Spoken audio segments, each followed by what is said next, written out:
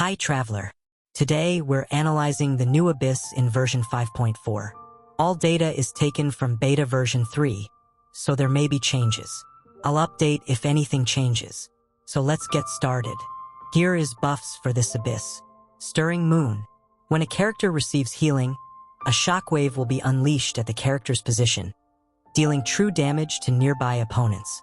This effect can be triggered once every 3 seconds. First half, swirl damage dealt by the active character increased by 600%. Second half, character's charged attack cryo damage increased by 75%.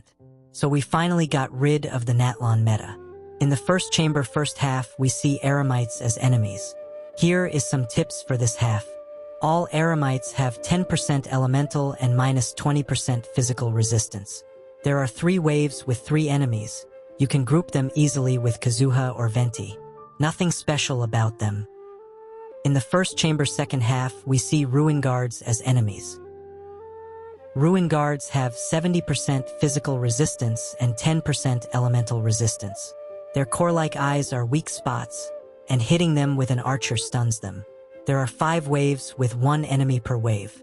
With the buff for this half, I recommend a Ganyu Melt team or any archer in a team with a cryo DPS like Ryathusli or Ayaka.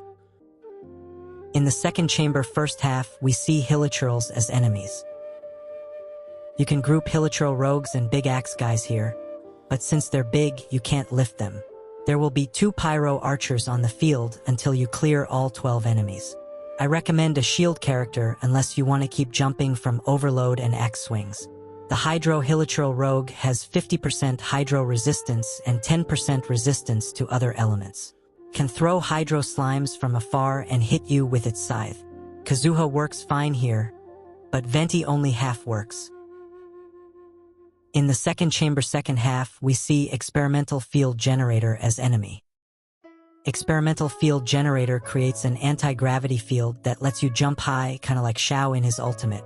While it's doing that, it also throws out some nasty ground attacks, so just jump. It attacks 3 times before the anti-gravity field fades and then chills for 30 seconds. It has 70% geo resistance and 10% to other elements.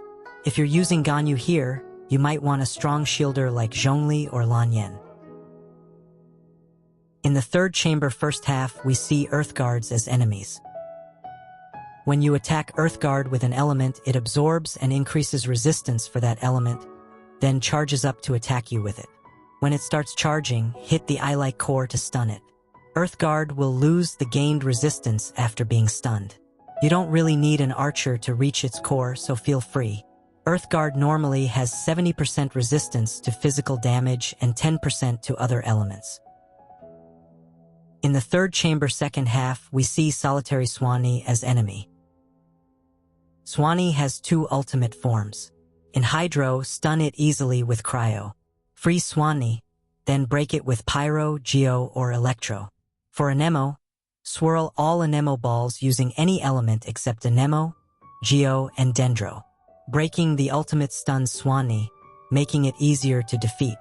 Use a Cryo character that applies Cryo continuously, like Ryathusli, Ganyu, Layla, Ayaka, Citlali, or Rosalia. Pair it with an element to react with Cryo except Hydro. Pyro Melt team works well. Swanee has 70% Anemo and Hydro resistance, and 10% for other elements. First half team recommendations.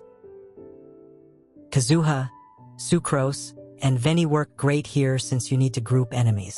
For free-to-play teams, Sucrose Taser and Hyperbloom are solid options. For raw damage, Nuvolette Hypercarry and Xiangling Melt teams are great picks. You can also go for fun setups like an AFK Archon team or a Shao team. Second half team recommendations. In this half, I recommend Melt teams for an easier clear. Since most enemies have high Geo, Anemo, and Hydro resistance, and there's a Cryo charged attack buff, Melt is the best option here. Ganyu and Ryathusli teams benefit the most from this buff. You can also get big damage with Arlecchino, Yuamiya, or Xiangling teams. Lastly, if you have Con 6 Bennett, you can build a hybrid Kia team by giving Kia an attack goblet and using Chongyun's E and Bennett's burst. So that's all I can say. I hope it was helpful. And thank you for watching. I plan to make Abyss analyses for future cycles too if you find them useful. Until the next video, see you later.